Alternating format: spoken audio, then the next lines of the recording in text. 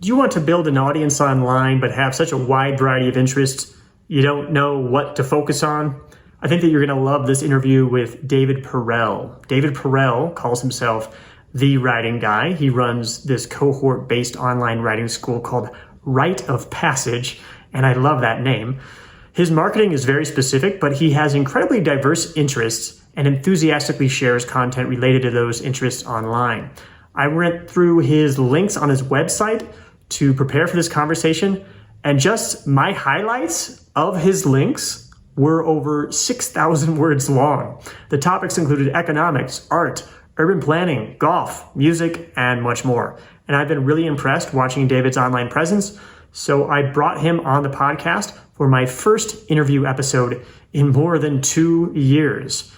And in this conversation, we're going to talk about the 4 grants that David has gotten from Tyler Cowen's Emergent Ventures. How does that work? How do you get those grants? What projects are those grants for?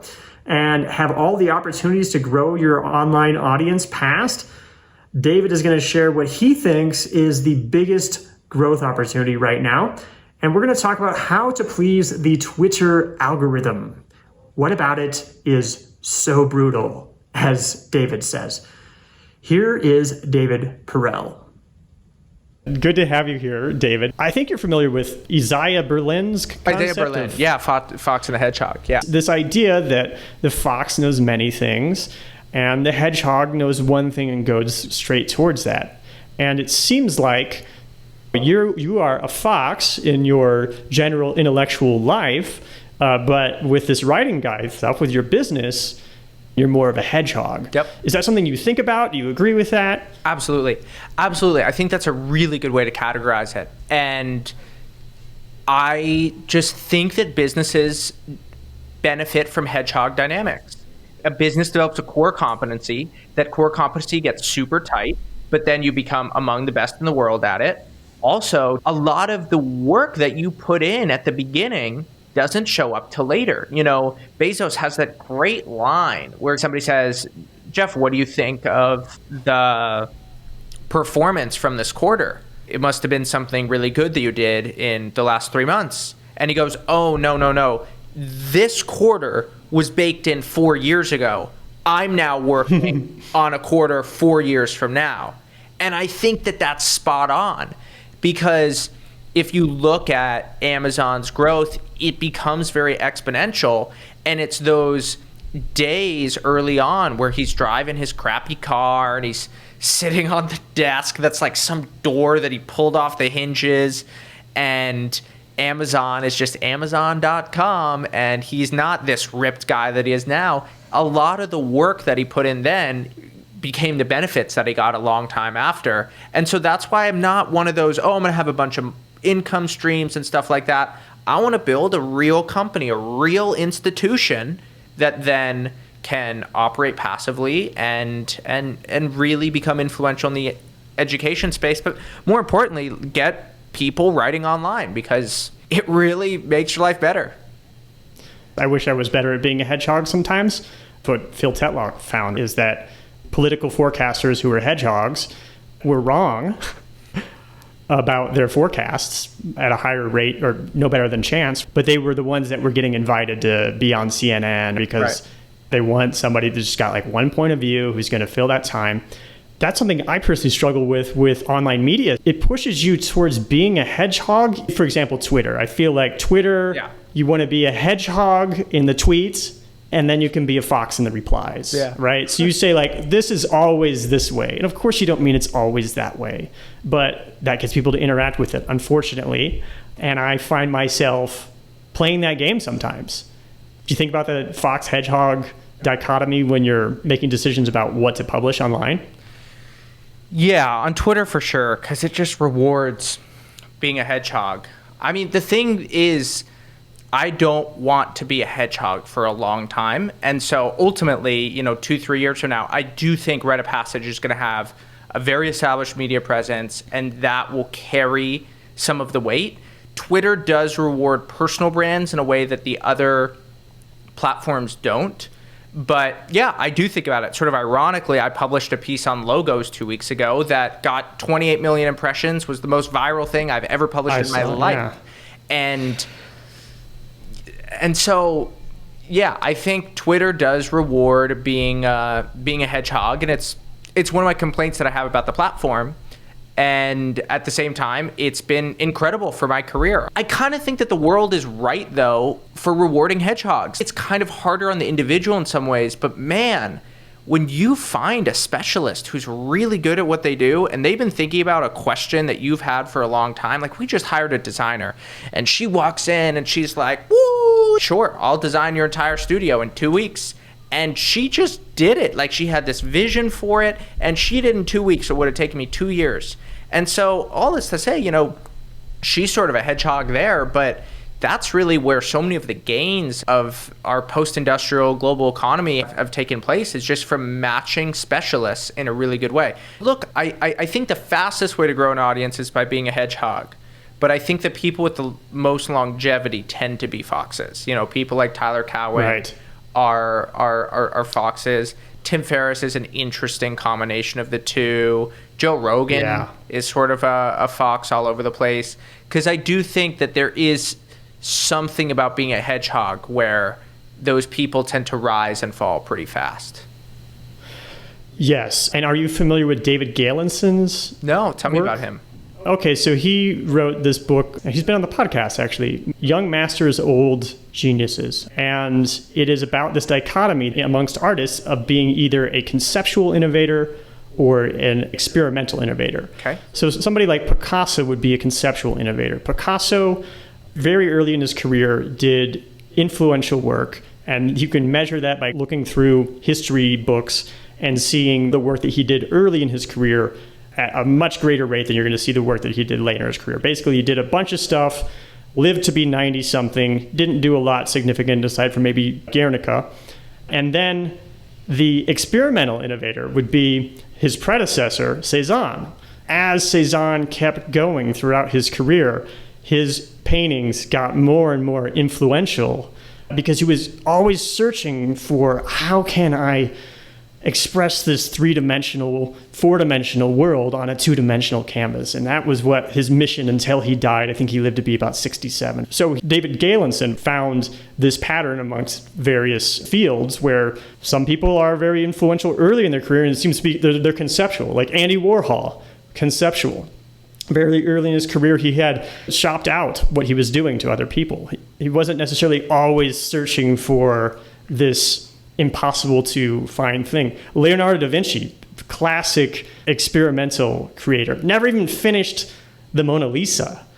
Hardly finished anything. I heard Walter Isaacson say that he finished 12 paintings in his entire career. Yeah, 11. Just because he was constantly searching for, how can I express this world? And then oftentimes what also happens is that whoever paved the way as the experimental creator, the conceptual creator comes in and kind of takes that and runs with it. So Raphael basically took what Leonardo da Vinci and Michelangelo had figured out and was just suave and a great networker and very good at executing these things.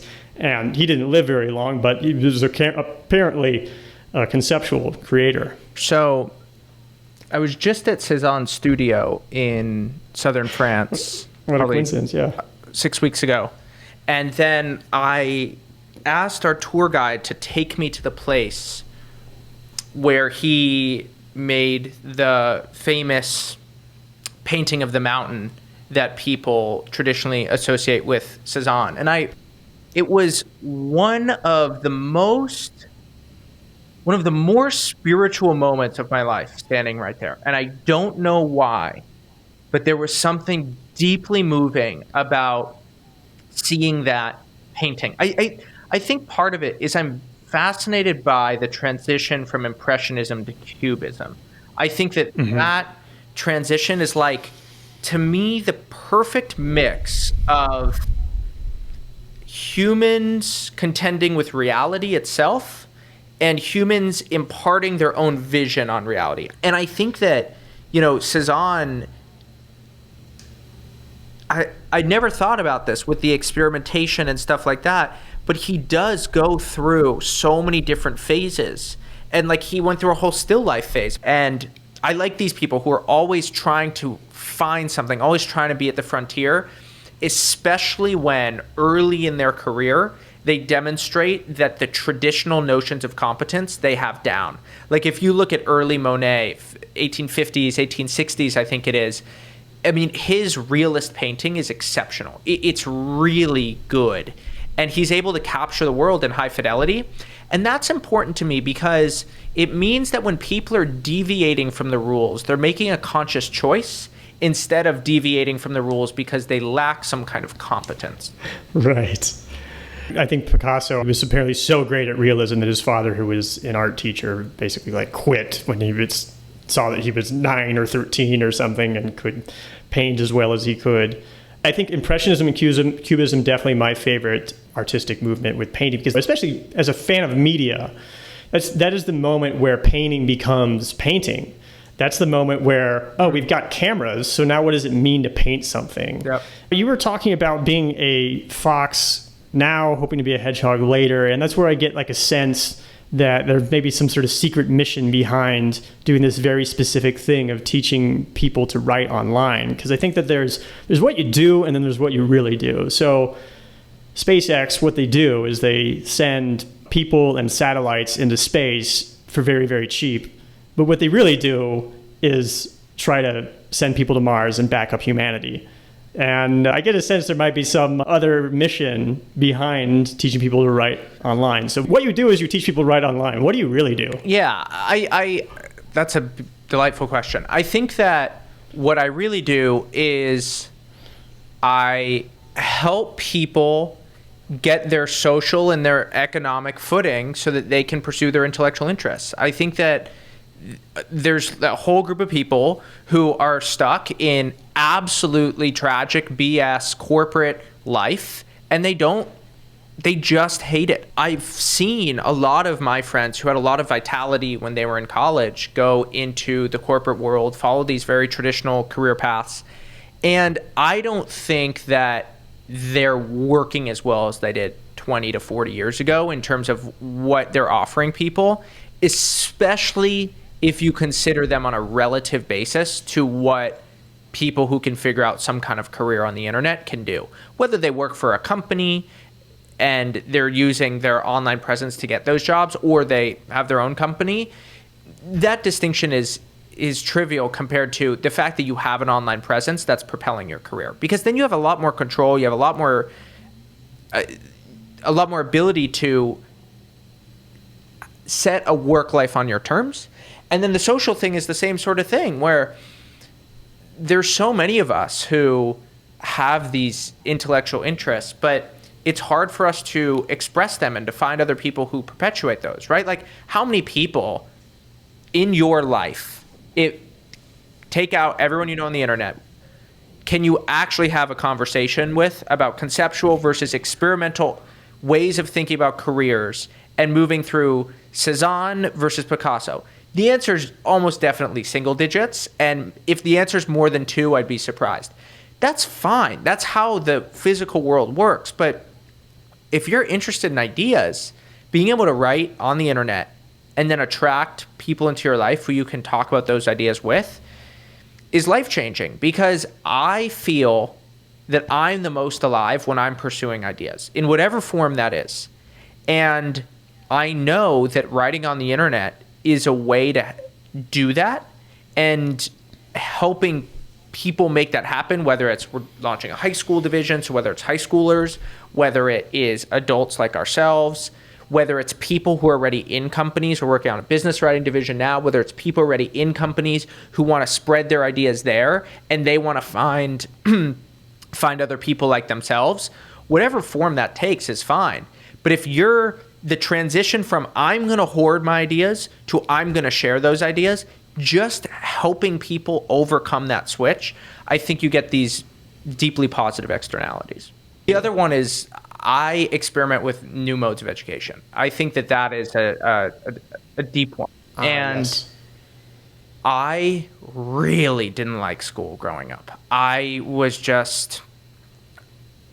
a very angry child, and I was always frustrated. I was really hard to be around. And looking back on it, I'm not that surprised. I had to get up at 6:30 in the morning. I had to show up at school at 8.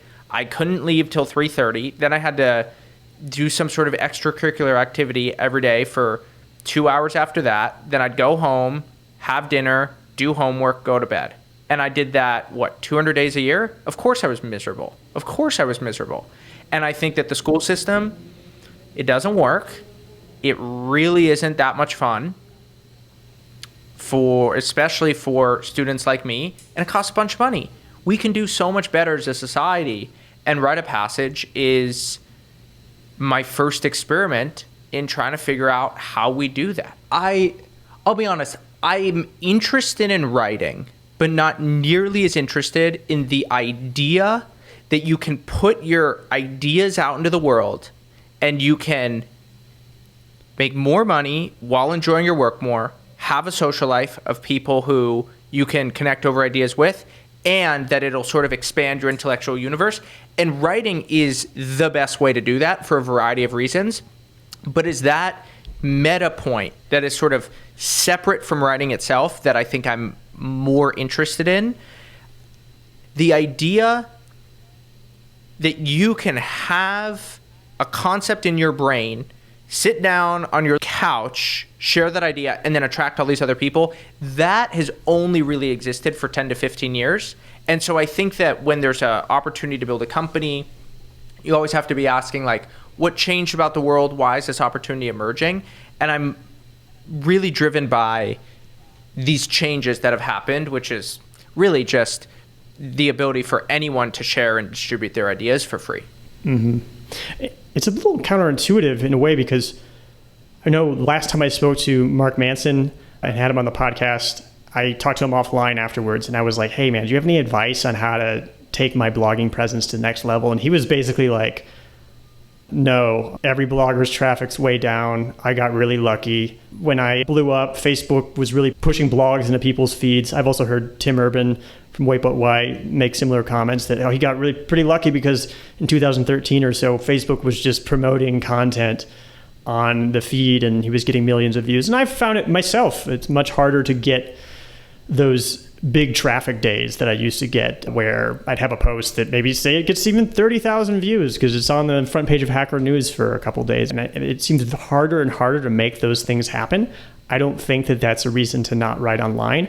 I don't know how long you've been doing it, if you would agree that it's harder and harder to have those big traffic spikes, and whether you do or not, whether that would mean anything about how worth it is to be writing online. Yeah. I think it always looks easy in retrospect. And at the same time, every creator finds one medium that works for them and they just ride that medium. And that's how they build their audience. For me, it was Twitter. I still think there's a big opportunity on Twitter. It sounds like Facebook was a big opportunity for a bunch of people. With Patio 11, Patrick McKenzie was Hacker News. There's all of these there's all these avenues. I'm very wary of the idea that edges have passed and things like that. I don't think that that's true. And that doesn't align with my experience. What does align closer to my experience is that there is a version of the internet that those writers grew up on that doesn't quite exist anymore. And there's like a dialect of the way that the internet world works that they don't speak anymore. Paul Graham says that the problem with listening to experts is that sometimes they're an expert in the kind of world that doesn't exist anymore. Like for a very tactical example here, is I'm a little skeptical sometimes of listening to people who grew up in a financial world before there was a bunch of money printing. I always ask investors, like, how does quantitative easing, how does that change the way that you think about investing, and how much has the playing field changed in your worldview? Whether they say a lot or a little, it doesn't matter.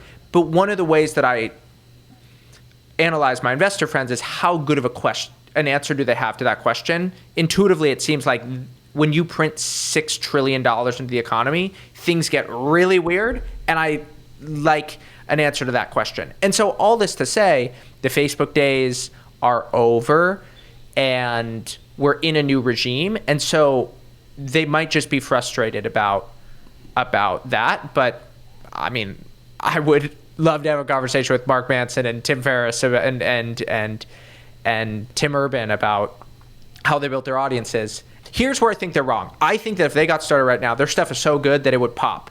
But they would, in order to figure that out, they would need the same desperation that you feel early on when you have no one reading your stuff and you're just like, how do I figure this out? How do I figure this out?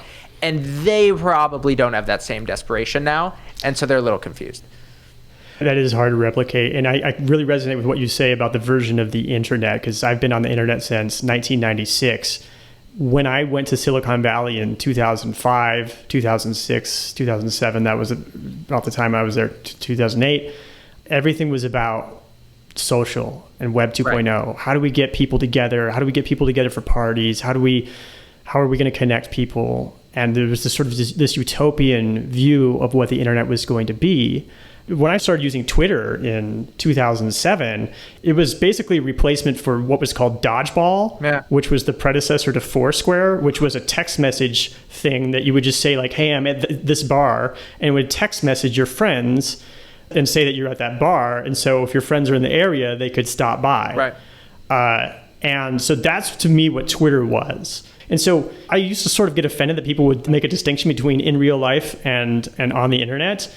But now I realize, like, no, it's not real life. It's a media environment that creates a certain version of reality. And if you are, say, tweeting online and you want it to be effective, you're not going to just be saying, hey, I'm at this bar. You have to play a different game. It is a different thing. So that's like just one conceptual switch that I've had to make with my old programming and wiring to try to figure out like how to remain relevant in this world. Yeah, I mean, a lot of people are getting upset with them, but Twitter threads are the giant channel right now. I mean, the reason that everyone is doing them is because they work. I mean, I sat down in my room 2 Saturdays ago and I wrote something in 45 minutes to an hour that was seen by 28 million people. And the fact that that's possible, I think, shows that, hey, there's a real opportunity on Twitter right now. The problem is Twitter threads become very homogenized and all these sorts of things that other people can talk about better than I can. But I think that Twitter threads are the big opportunity right now. I feel like I saw a lot of things change roughly about a year ago. Mm-hmm. Did you notice a drastic change in the Twitter algorithm about a year ago? Yeah. So I'll give you the one-liner on this, and then I'll give you the Twitter algorithm history. Give me the hedgehog and then the fox. Yeah, so basically, I think all of these algorithms move to a point where the follower graph, it doesn't actually work that well in terms of driving engagement. And I think the big lesson of TikTok is that if you just ignore followers and you focus on a content-first strategy, that is a very effective way to build a social network. And aspects of Twitter remind me of that, right? Like, I have 350,000 Twitter followers. For me to get 350,000 impressions, I very rarely do that, right? So I'm reaching a fraction of my audience until I reach my audience plus an order of magnitude. And so basically what happened was when I started using Twitter, it wasn't called a like, it was called a favorite. And most people would get, I remember I'd get 1 or 2 favorites on a tweet. No one saw your stuff. It was an algorithmic timeline. And the only way that you could see somebody else's tweet was if you followed them or somebody you followed retweeted what somebody else said. That was the only way. And then you would go on and the most recent stuff was promoted and prioritized. And then what happened was at some point, Twitter changed from a favorite to a like and began to show recommended pieces in the feed. And what that did was it incentivized engagement, because all of a sudden, once people who weren't following you could see your stuff, now if you could have something that bumped, well, it could really do some numbers. And so then that begins to incentivize because Twitter really has an engagement-driven platform.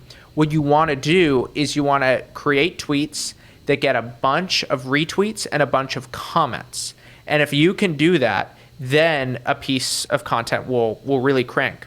So then what that does is it creates a kind of divisiveness in people's response. That's what you want to do on Twitter. And so you end up having a tweet, if a lot of people disagree with it and a lot of people agree with it, that's what gets something to go. So then you basically have the rise of strong opinion Twitter, where people share super brash ideas, and then you can work out the incentive structure, and then you can work your way back into, okay, we live in a world that people think is super divided, and all the journalists are on Twitter all day. Why do you think that the world is super divided? Because the literal algorithm of the platform that they're on all day is incentivizing comments and tweets that get a bunch of engagement. The way you do that is with divisiveness. So a lot of these things are actually reflexive, where I wonder how much of the global divisiveness comes from Twitter rather than Twitter reflecting the global divisiveness. And I think that the algorithm has been very good for Twitter and very bad for the world.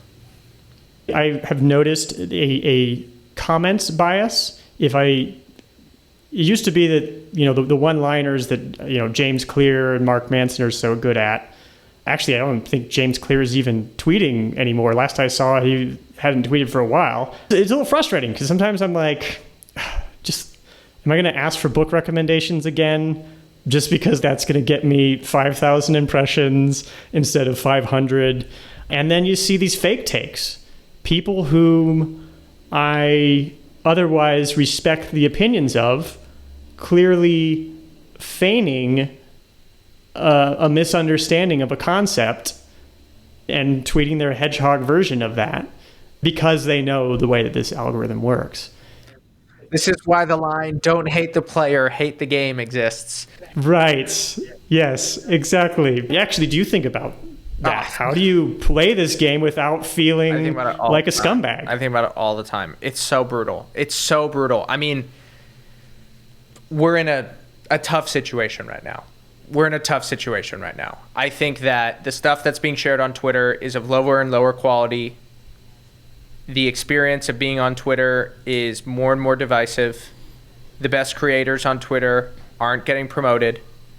And every now and then something really pops that I think is of quality, and I haven't found the thing that lets that happen. I have a Twitter course, but I don't promote it. And the reason I don't promote it is because I think Twitter homogenizes, whereas long-form writing diversifies, and it individualizes people.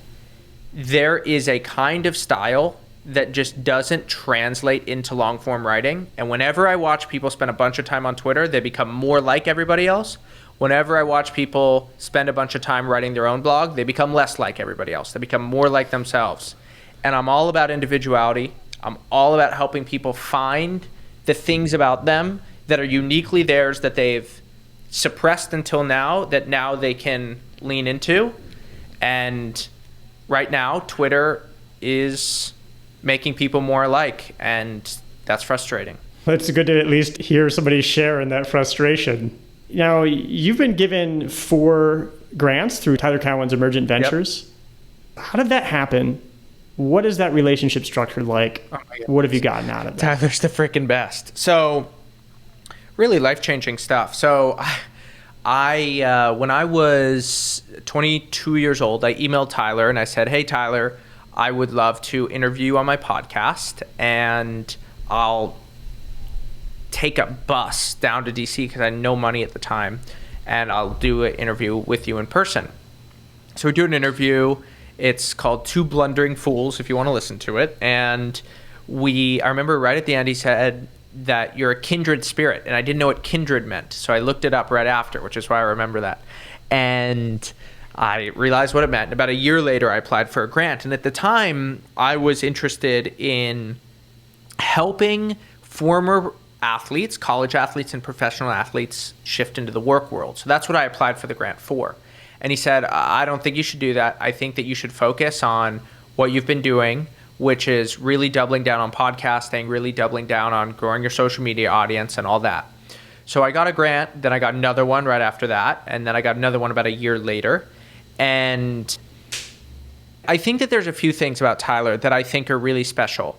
One is that a lot of us get in these intellectual grooves where what happens is these grooves get deeper and deeper, and we think the same thoughts repeatedly. Tyler has a really exceptional ability to ask questions in a way that get you out of those grooves and make you see something in a way that you haven't before. I think that's the first thing. And then the second thing, and he's pretty public about stating that this is something that he does, but just always trying to get a really good model of who you are as a person. And he's trying to really understand who you are and is quite a good judge of character. And then basically try to work with you to say, what is the most ambitious version of yourself that you can be in a way that's also good for the world? And I remember we were having Indonesian food in Soho in New York, and he was he asked, what are you trying to do? And he just said, hey, that's not ambitious enough. Hey, that's not ambitious enough. And then we went to go see some classical music, and I'm sitting there as we're watching live jazz, and I'm like, how can I think more here? And I ended up walking back to his hotel, sort of talking through it. And about a year later, I responded, and I said a lot of my vision for Rite of Passage. And I still feel like he's always trying to get me to do more. And I like that about Tyler because he does it in a way that's extremely supportive. It's not overbearing. And he is very willing to help in a way that a lot of people who say things like that aren't. And really quickly, what are those 4 projects? Yeah, so it's really just been for 2 projects. I used the first grant to fund the video for Rite of Passage. So when we launched the course, I needed about $20,000 to pay to build the course, and I wouldn't have been able to do that without the grant. So that got it going. And then I got another $10,000 that allowed me to keep doing it when the second Rite of Passage cohort was really below revenue expectations. The third one was to sort of continue that work about a year later. And then the fourth one was for the Gerard lectures. So those Gerard lectures, we brought in a professional videographer. We rented the best room for that lecture series that we could find in Austin. And there's just a bunch of miscellaneous expenses there. So those are the projects. It is a very, very high production value lecture series. It's a really cool looking study that you're in. So thank you. And so here's one of the things that I believe. Maybe I shouldn't say this, but I'm just going to say it anyway. I think that one of the big arbitrage opportunities on the internet right now is a really good production value studio. I think a lot of us are in these very simple rooms with our iPhone cameras or laptop camera, something slightly better. And a lot of people clearly look like they're at home and stuff like that.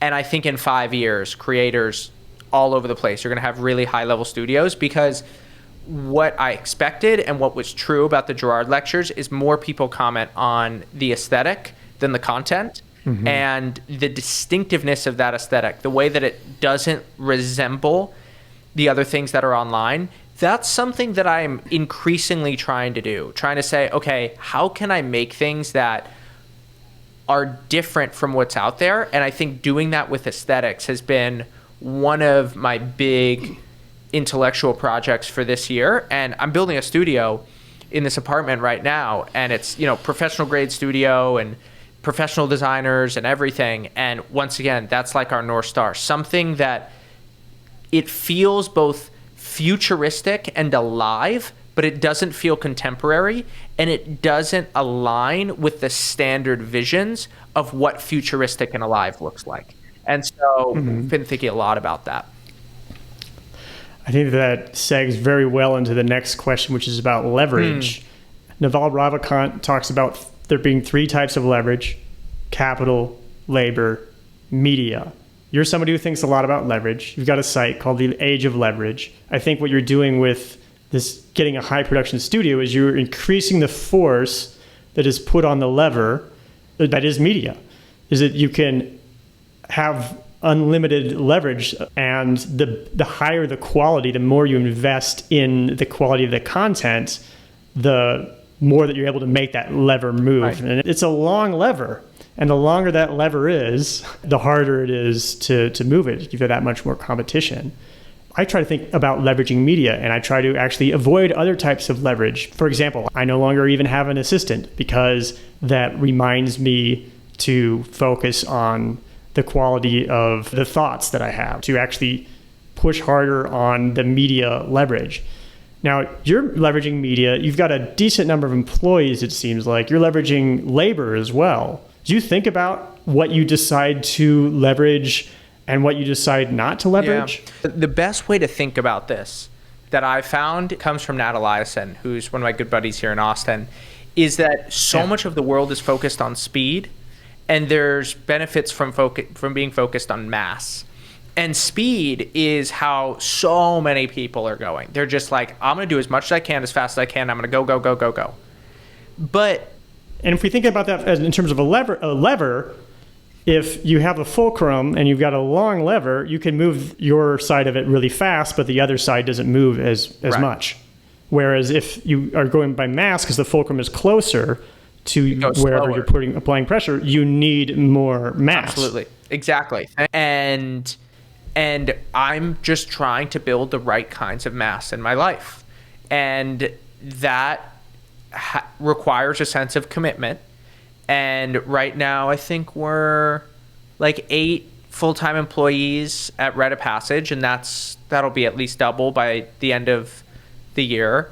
And I think that having that labor leverage is really good so long as hiring people doesn't become a vanity metric. What I'm always thinking about is how do I get that mass so that I can move with intentionality? Because that is something that I've noticed from the people who I know who are more successful, is that they have a very keen sense of the moves that they make, and the reason that they're thinking through things, the reason why they're doing so much strategy is that they have a lot of mass. So, I see that having mass allows me to not have to work 15, 16-hour days like I did when I started, but just make a smaller number of really high-quality decisions every year. That's sort of the goal. And then I think that if I do it right, then you can get farther with mass than you could ever get with speed. It's like the quote, Warren Buffett spends a year thinking and 1 day acting. Right. A year deciding whether this is the right company to invest in, and then a day making the deal. I've heard you say that you stopped paying attention to Google Analytics. I myself deleted analytics a year ago. I had it since 2005. I lost a lot of data continuity in doing so, but I think that it was a good decision. Why did you stop looking at analytics? What effect has that had on your work? I have a big enough audience to get what I want out of the social stuff, out of the financial stuff, out of the intellectual stuff. Like, I'm not really that constrained on the size of David Perell's audience anymore. What I care more about is the size of the Rite of Passage audience. And so insofar as those two things are aligned, I do need to grow my audience. But what I really care about is quality of people, quality of my work, quality of my ideas. And I now have a very strong internal compass of what quality looks like that I didn't have 5 years ago. I think that I've been writing now for more than half a decade, basically every single day. And that's something that I've picked up, something that I've developed. And so I'm trying to move towards a kind of quality that is very hard to describe, but that doesn't mean it's subjective. Right. And I feel like the more that you focus on metrics, the same metrics that everybody else is working off of, by the way, and you're making decisions based upon those metrics, does not that make your work just like everybody else's without you maybe even intending it to? Yeah. I think there's a real art to choosing metrics. Our team spent a couple days thinking through the core values, the core promises that we're going to make to Rite of Passage students, and how we're going to measure ourselves in terms of how good the course is.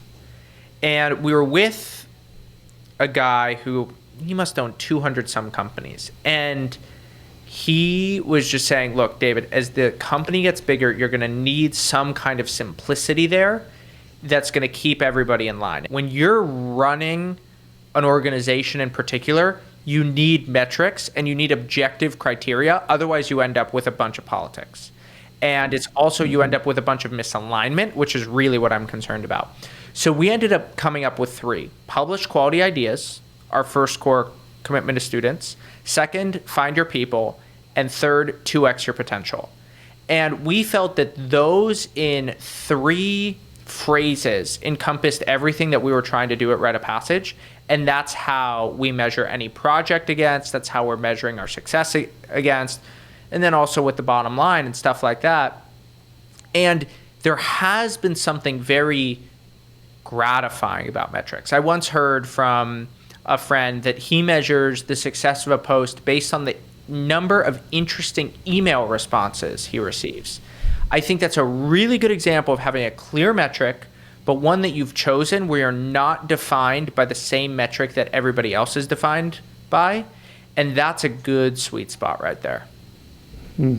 Sometimes you will write something that you don't expect that many people to care about, but if you get those emails, very close relationships can come from it. For example, I was searching for barbell strategy for content marketing, and it just so happened that somebody had written a fantastic article. His name is Alex Burkett, and he came through Medellin one time. We had dinner, and I've been on his podcast, and we had that discussion like, well, how many people actually read that thing? Almost nobody. But I searched specifically for that, and I was so compelled and interested that I sent him an email. It doesn't happen super often.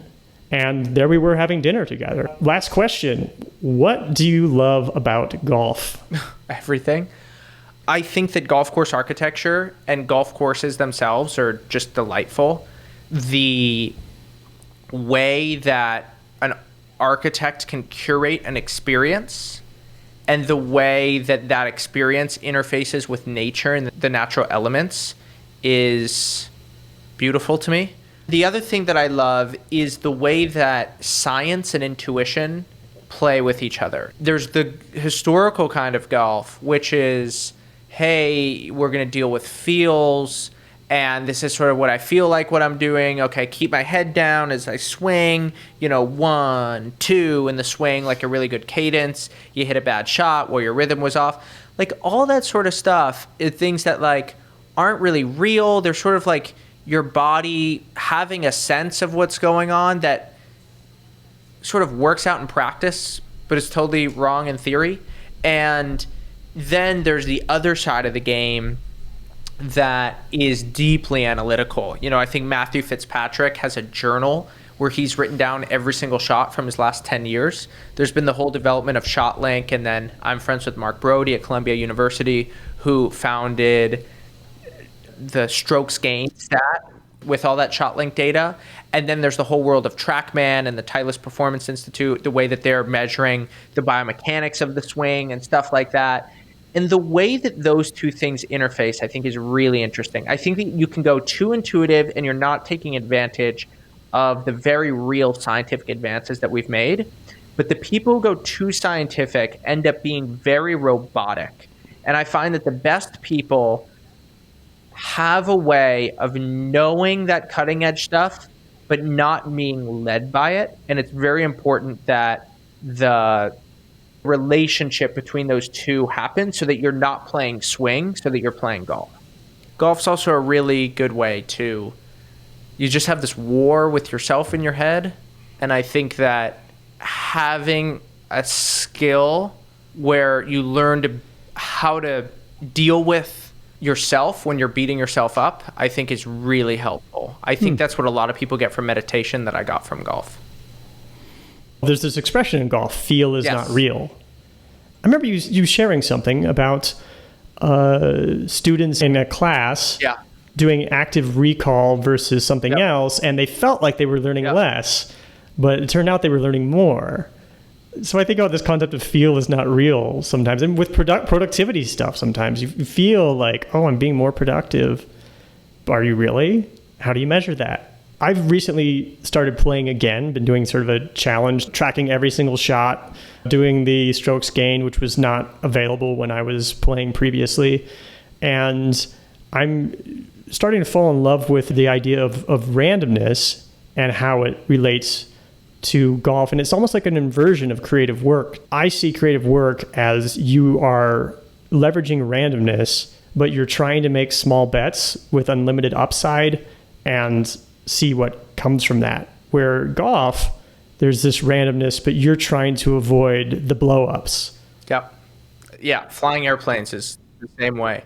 When I was flying, The number one thing Don't crash. when you're flying is don't crash. exactly, Right? and that always terrified me. That it was like a convex asymmetry instead of a concave one. You wanted to be a pro, right? Did you? Yeah, I didn't have the natural talent for it, but I really wanted to, and I think had I not found online writing, I would be this committed to being as good of a golf coach as I could be, and I'd be trying to work with the very top pros, and I'd be really into the psychology, I'd be really into the science, the technology, and I'd be sharing content about that. I think that was a path that I almost took, that I could it's like a few things happen differently, and that's what I'm doing right now. Whoa. Do you think that you will pass Yeah, it? I don't think so. I think I developed too much of an interest in ideas, and I think that the ideas that I focus on will change. I'm not sure that I'll stop writing and stop being obsessed with learning in this way. It's just really enjoyable in a way. It has a sense of meaning that helping even someone like Justin Rose or Bryson win a major, I'm not sure would have that meaning that I feel from doing really good writing. Wouldn't be ambitious enough, is what Tyler Cowen would probably say. Yeah, I think so. Thank you so much for coming on here, David. It has been an honor to talk to you. Thank you.